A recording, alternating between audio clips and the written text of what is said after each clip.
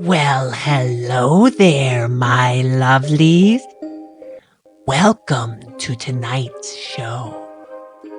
Tonight we're going to be hearing a story that'll get your blood flowing. That might be a bit tasty. I need to get my snacks there tasty, like some popcorn. And maybe some candy, and maybe my favorite drink. I didn't mean to say that blood was tasty. But do you know who does find blood tasty? Vampires. That's who. Tonight we're going to meet Jessica, who ends up babysitting for some vampire. I wonder how that's going to work out for her. Well, let's find out. I'm gonna start the show for you, my lovelies, but I'm gonna run off to the bathroom and get some popcorn. I'll be right back. Oh, and yes, I will wash my hands. We wouldn't want potty hands dipping into that big tub of buttery popcorn now, would we?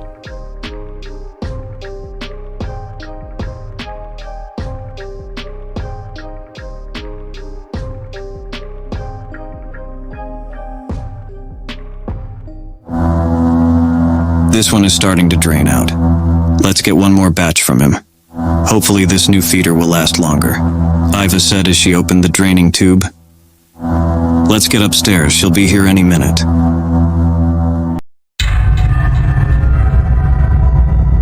Jessica needed the extra cash to pay rent. These part-time babysitting jobs paid well and helped out. This job was located at the end of the B7 bus line. It was a large Victorian home set on a large lot away from the road. Jessica was certain it was abandoned just a few weeks ago. Guess I was wrong, she thought to herself as she walked up the long walkway to the house. She still thought the house looked a bit creepy, even though she now knew it was inhabited. Being 24 and on her own and new in this small Midwest town was a challenge for Jessica. She didn't have any family nearby, and she really didn't know many people in the town yet. Her daytime job at a local thrift store wasn't providing enough money to cover her expenses beyond rent.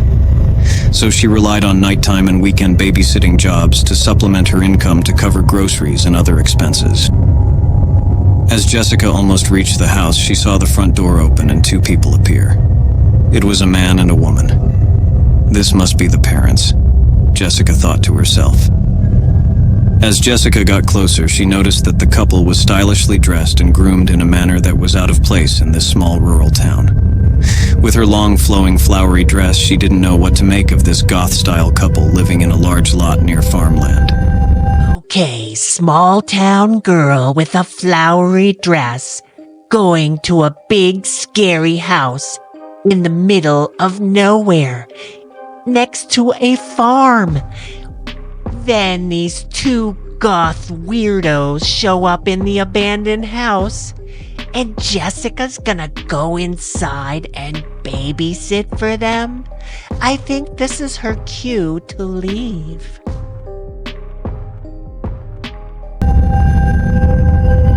Maybe they are going to a costume party, she thought. The woman on the porch extended both of her hands to cup Jessica's right hand. Hello, Jessica. I'm Iva, and this is my husband, Gregor, the woman said with a wide yet closed lip smile. We've been truly looking forward to meeting you, Gregor said as he too extended both hands. As he cupped her hand, Jessica thought he massaged the inside of her wrist with his fingers. Okay, that's weird, she thought. Please come inside, Iva said. The front door opened to a living room that was dark and musty. Jessica could swear that the furniture looked like it had been in the room for 40 years. Dimly lit stained glass lamps lit the room, and the wooden furniture looked handcrafted and vintage. Working in the thrift store trained Jessica to identify genuine period pieces and antiques. Welcome to our home, Gregor said. It's a bit of a work in progress, but we're coming along. But we just moved in a month ago, Iva offered. Taking care of our son Lucian is an easy job, Gregor said. All you have to do is sit down here in the living room and watch the baby monitor. There's no need to even go up in his room. We will only be out for about 2 hours. Here's the monitor, Iva said as she handed a baby monitor to Jessica. Lucian is 13 months old. He's been fed and we just changed his diaper. He's fast asleep and should stay asleep for several hours. As Gregor said, you really just need to hang out here and make sure the house doesn't burn down, Iva said and giggled again with the strange closed lip smile. Oh, and we have one small request, she said now with almost a stern gaze into Jessica's eyes. Please don't open the fridge and please do not go into the basement. And as we said, there's no need to go into Lucian's room. He's fine, and you are likely to wake him if you enter his room. Okay, dear, I'm sure Jessica has everything covered, Gregor said as he placed his arm on his wife's shoulders. She worries so much about everything, Gregor said and then winked at Jessica. He urged his wife towards the front door. Okay, Gregor's really weird and creepy, isn't he? But I kinda like weird and creepy. I think he's a little cute. But I mean, don't go in the kids' room, don't go in the basement, and don't open the fridge. What's up? Jessica should have enough warning signs now to leave. Wait, Jessica called out. Don't you want to give me your cell phone numbers in case I need to contact you? Iva turned with a slight smile and almost squinted eyes. Oh, honey, we don't have cell phones. Now who is worrying too much, Gregor?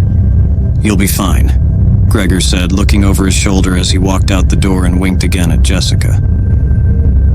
Jessica watched as the couple walked out onto the porch and closed the door behind them. They are super weird, she exclaimed out loud to herself. Jessica walked around a bit to check out the downstairs. She located the kitchen. She also located a door in the hall close to the living room. She believed it was the basement door. Don't go in the basement and don't open the fridge, she murmured. Again, that's weird. Jessica looked down at the baby monitor. I'm not even supposed to check in on the kid I'm watching? She said with a chuckle. And that is super weird.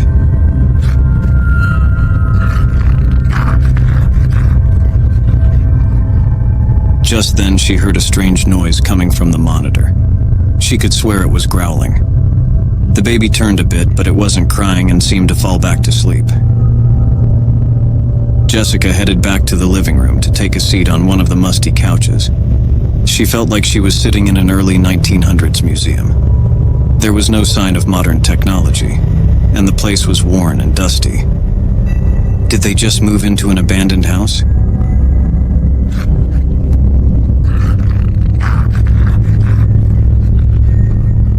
She heard the strange growling from the monitor again. I wonder if the kid has a cold, or maybe it's a dog, she laughed.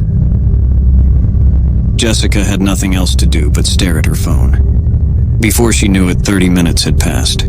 She was thirsty and decided to go into the kitchen to get a glass of water.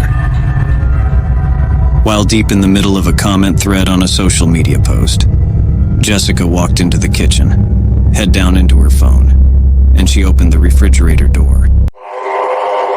Jessica looked up from her phone and realized what she had done. But then she directed her attention to what she saw ahead of her. The fridge had glass bottles filled with a thick red liquid, and plates full of organ meats such as liver as well as bunches of spinach.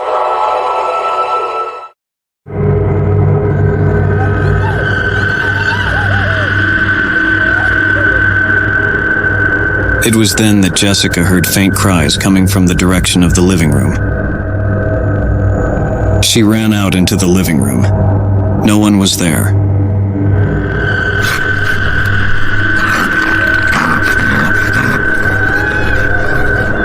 The growling from the baby monitor was now very loud, and the cries sounded like they were coming from what Jessica believed was the basement door.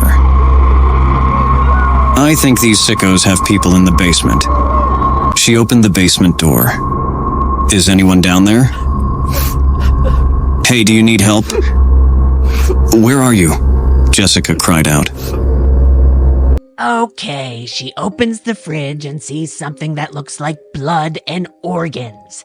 Then the kid she's babysitting is growling like a dog. And now she's hearing screams come from the basement. Jessica, use your critical thinking skills.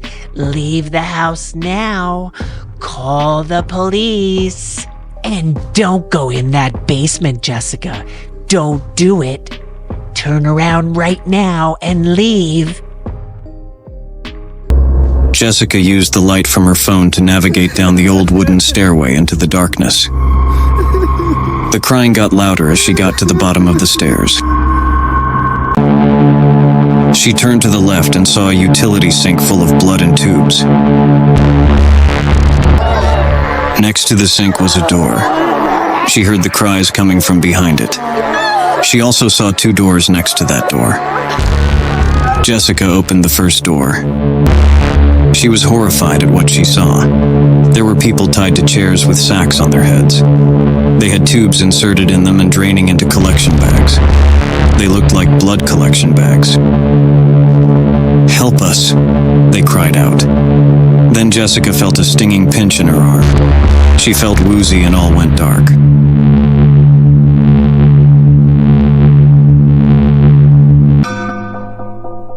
Jessica could barely lift her head and her vision was blurred. "Look who's up bright and early," Jessica heard. It was Iva. "You're our new guest in room 3, Gregor said.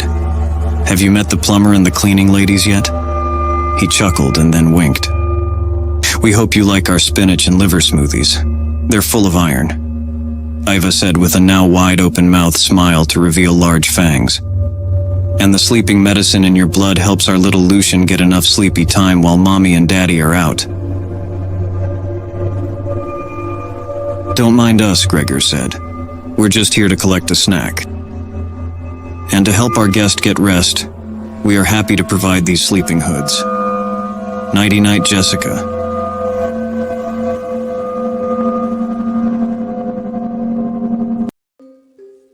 Oh, that story really drained me. I guess it drained Jessica too. Get it? See what I did there? Anyway, my lovelies, that's it for tonight. Until next time, this is Queenie McCreep signing off. I'll see you again, my lovelies, at the next Queenie McCreeps Present.